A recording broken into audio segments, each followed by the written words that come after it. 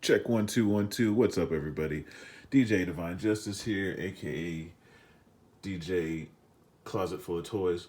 Want to talk about something that is what I would call a game changer, and I never use that word because I think it's kind of overused. But once I explain, I think you'll agree. What am I talking about? I'm talking about a Ableton edition known as Clyphx or whatever it is. That may seem like a lot of money. Once I explain, you'll probably agree that it's not. And also, you can go, and they were nice enough to put up the older versions for free. There we go, right there. And what it basically is it's an Ableton Edition script. So it'll have a whole bunch of things like snapshots and add clips, basically anything that you can do in Ableton, but it makes it so that you can program that to a MIDI clip. So if you've been watching my videos, you know that I'm into live looping. I'm going back and forth between Ableton and Loopy Pro. Loopy Pro is on the iOS for right now. Ableton is on the Mac.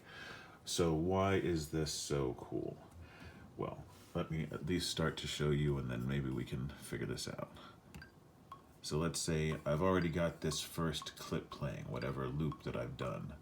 I can then press this clip. Now this clip I've programmed using their language. And I've also gone in and modified this by going into Macintosh users, my name, Library-Preferences-Ableton, and go in and added this little bit of text. What that does is that in Ableton, then whenever you select a track, it automatically arms it. If I were to go in and take out that script and then restart Ableton, it would not do that. So part of what I'm doing, probably I could even program into these clips. So what does it do? So this one says add audio semicolon srec fix 2. So what is srec? Srec is the session record, and the fixed is a fixed amount for 2 bars. So what it's going to do, it's going to add another track and then record for 2 bars. And then I can even go in, rename that. And if I had it as 1, it would do the same thing. Now this one will be armed.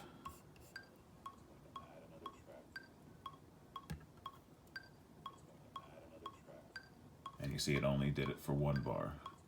So now what I generally will have happen is I'll have all of these on one scene. Now what I've always wanted to do is be able to then stop a clip and duplicate just what's playing so that I can build different scenes.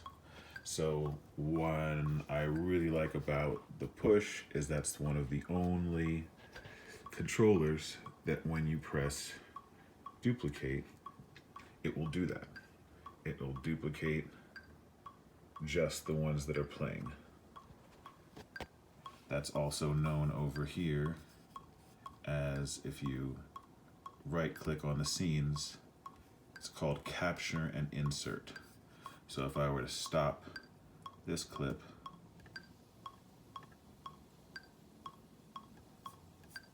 let's stop that metronome, and then do for this scene, capture and insert, boom, it just makes this one. So that's very cool. The next thing is that instead of having to do that, so let me undo real quick, I can just have these 3 playing. And then these other clips are all the same clip, but what does it say? It says 2 through 4 snap play. What does that mean? That means that it's going to get a snapshot of what's playing. So as soon as I press this one, it actually will change the name of the clip to reference what these are doing. Now if I stop this one and I click the next one down, it does the same thing. And if I stop this one and click the next one down, it does the same thing. So what does that mean? That means that then when I go back and press these, it remembers which ones we're playing and then launches them accordingly, which is really, really fucking cool, because then you can immediately set up different stages of the song, the verse, the chorus, the breakdown, whatever combination of these, without having to duplicate the scenes, without taking up more space or worried about how it's going to take up space in your session. And that's just two of this amazing software. Here are all just some of the actions. So I would really suggest that you go and check this out. And for my Loopy Pro people, because I'm going to post this on that page, this is something that we definitely should be able to implement. And maybe it's already possible, because every time I go to Loopy Pro, and I haven't felt this excited since I first started messing with Loopy Pro, which lets you do so many amazing things when it comes to customizing how you want your loops to be set up and how to program them. With Loopy Pro, I can set it up so that they keep on going. After this one ends, this one starts, and I'm pretty sure with this software you can do that too. So hopefully this has piqued your interest and set off some light bulbs and made you think about something else that's possible. And it's free. Just go and check it out. You just drop it into where the MIDI scripts are. Go, and then once it's in the MIDI scripts, then you just do Clyphx, and all that information is on the website and in the instructions and everything. So definitely, if you're into live looping, or even if you just want to have a new way of being able to control Ableton without the kind of normal constraints of whatever controllers you have, definitely check out that software. DJ Divine Justice signing off. Peace.